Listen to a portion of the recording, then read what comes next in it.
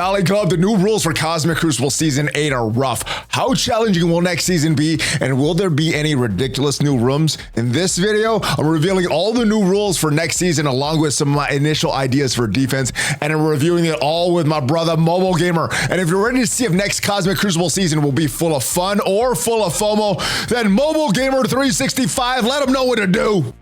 Just smash it. Oh yeah, and welcome back to the ValleyFlyin channel. I am ValleyFlyin. This is Mobile Gamer. I hope you're having a great day. I hope you're all ready for the new season of Cosmic Crucible. And Mobile Gamer, you got a tournament coming up in about an hour with all of these brand new rules. Before we get into this room reveal, what do you think of these brand new rules overall?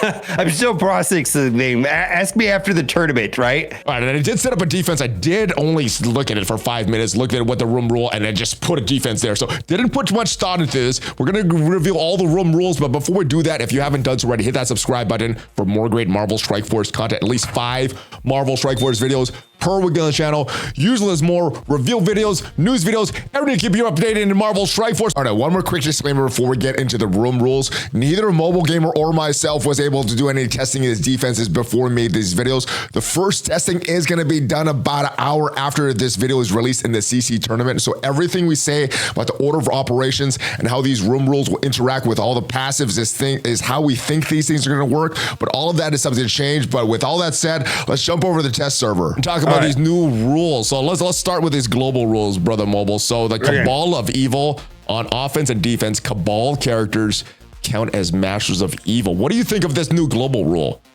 Are we going to be splitting up Cabal, or are we splitting the Master of Evil into one ginormous team with Cabal, or Master of Evil goes on something else and maybe a few members go with Cabal? What are you planning to do with this rule?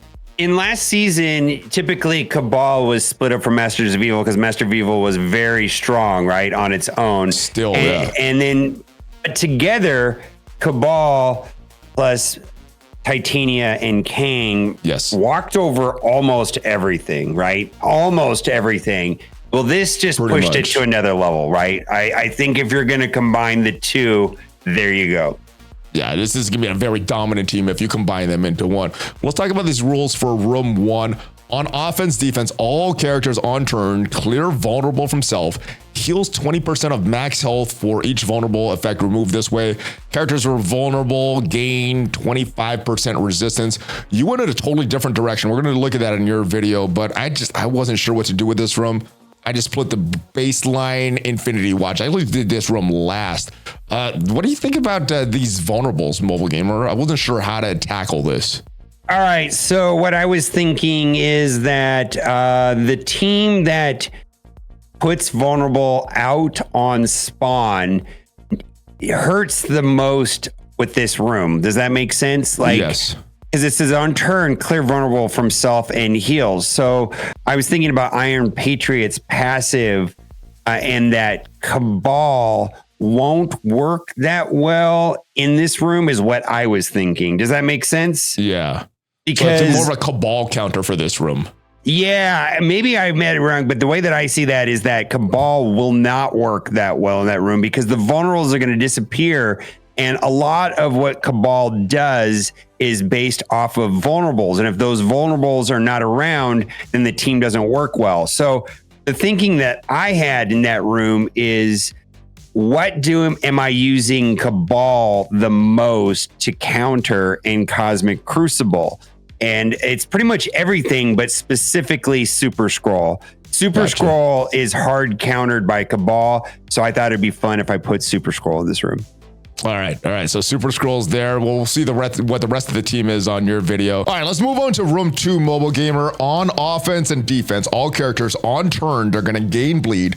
With bleed, they're going to gain 5% more damage with bleed. But when applying bleed, gain defense up. And initially, I was focused on that when applying bleed. I was thinking Ghost Rider, Robbie Reyes. But that second line, with bleed, gain 5% damage per bleed, that my enemies are going to gain a lot of bleed. So I wasn't sure what to do here. I ended up going with Out of Time. I'm not sure if this is going to be the final boss here. I just wanted to get a lot of counterattacks with Black Knight. Wasn't sure what to do with the rest of this, and I know Captain America, Captain Carter, very, very annoying. Just put the Star Brand, Cosmic Ghost Rider round out. What do you think of Out of Time in Room 2 for this next season? Well, I don't have an opinion about Out of Time specifically in that room necessarily. I mean, I think Out of Time is a very strong team and kind of you're just ignoring it basically. And, I'm kind of ignoring it, going for the counterattacks. Yeah. Yeah. So that, I mean, at the end of the day, Black Knight is still one of the top 4 characters in the game. Let's say he's very good. So I think that's going to create a problem no matter what. Yeah, Black Knight's room are always a problem, and even if you could beat it, you got to use a serious team to beat them. So that's kind of my rationale for room 2. Room 3, on offense and defense, all characters on successful hit, if target has exposed, perform a basic attack against that target, and characters with exposed have 20% resistance. Now I know there's a few characters that apply exposed: Super Skrull, Nightcrawler, and Vol.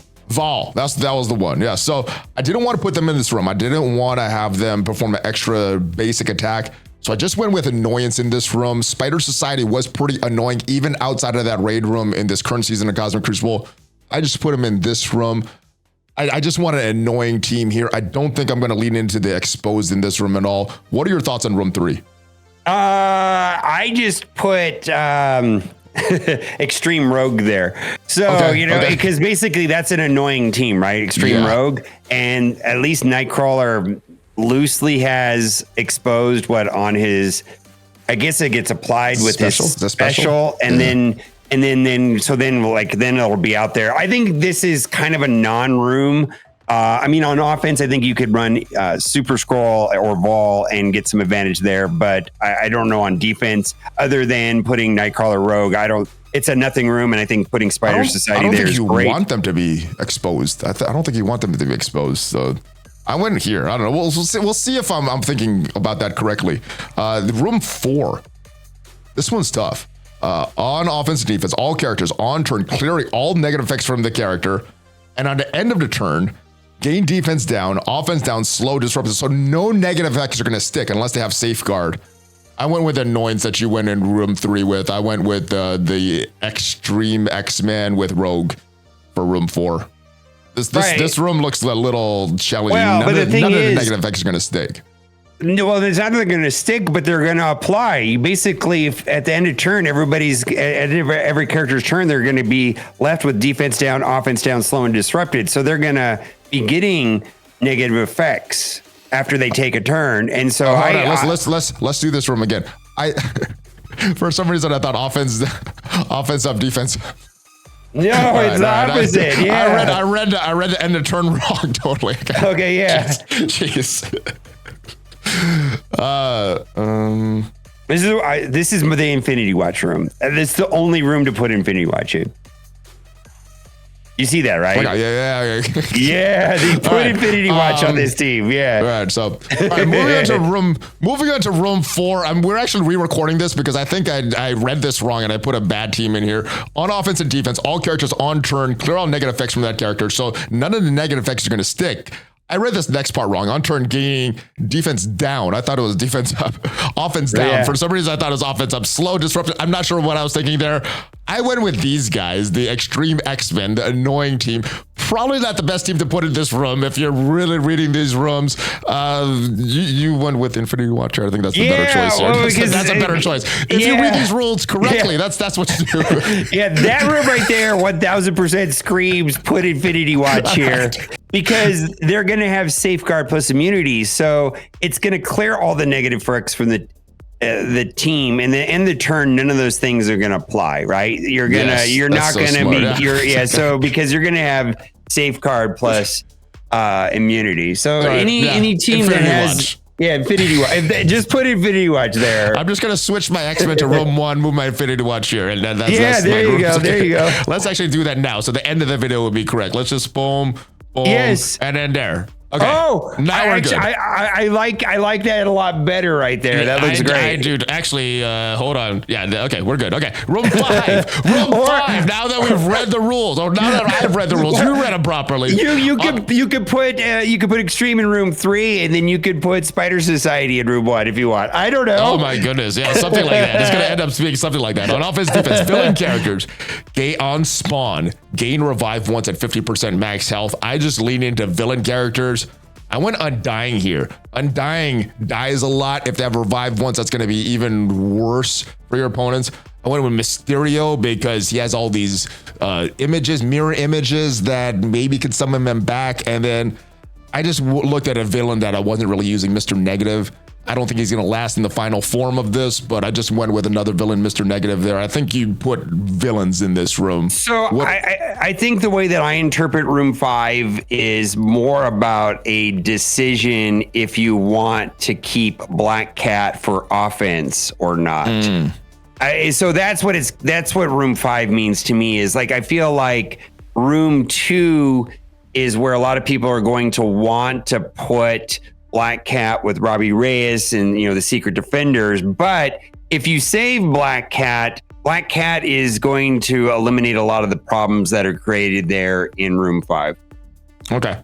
We'll see. I'm thinking Undying can be problematic. I think Undying is a good choice there. I think that is a good choice for sure. Yeah. Villain, yeah, that's great. We'll see what happens here. And then this room, this is an interesting room. On offense, defense, all characters. After using ultimate ability, spread positive effects to adjacent allies. And like a lot of the rooms, ultimate abilities cost 2 ability energy left. Immediately, my head went to Dr. Doom. Also, a few other villains here. Vulture for that early turn. Using the ultimate ability, I want Omega Red to use his ult early. Same thing with 2099 and Weaver. Yeah. I'm thinking that would be annoying for my opponents until there's a counter that's figured out. Yeah, I think that's going to be a good team to put on defense. I just went like Darkhold Quicksilver because I feel like that was the traditional defense put in this type of room, well, I don't know, a couple seasons ago, where they have a lot of positive effects, and they can, when they do those ults, the ults are kind of devastating, right? That's with the strange heartless, yeah. But and then of course on offense, everybody used like Tangled Doom, and the counter to what I'm saying is a Tangled Doom, like something like you've got right there for sure, 1000%. Yeah, so maybe Emma instead of Omega Red, just to get that speed in case they use Tangled or something. We'll see what happens. But that is the rules. That's what I got for these rules. What are your thoughts on this season? You got a tournament in about an hour. I'm not going to participate just because the timing of the streaming 3 hours. What are your thoughts on this, and how much you're going to smash in this upcoming tournament, Mobile?